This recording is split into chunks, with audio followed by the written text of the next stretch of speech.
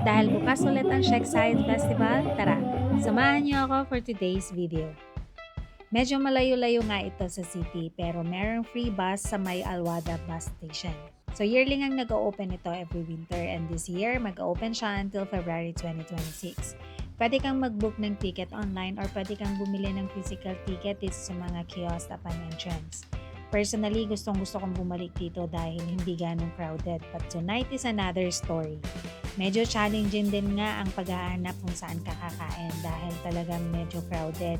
At medyo late din kaming nakarating dito dahil yung biyahe dapat na 30 minutes, it took us 1.5 hours bago kami makarating dito. At sa pag-iikot nga natin ay hindi talaga tayo pwedeng hindi mabudol. And of course, mas masaya kung matatry natin ang famous Turkish ice cream. O diba, may pa-free ice cream pa sila?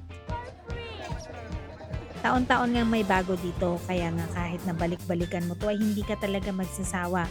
Kagaya nito, wala ito last year.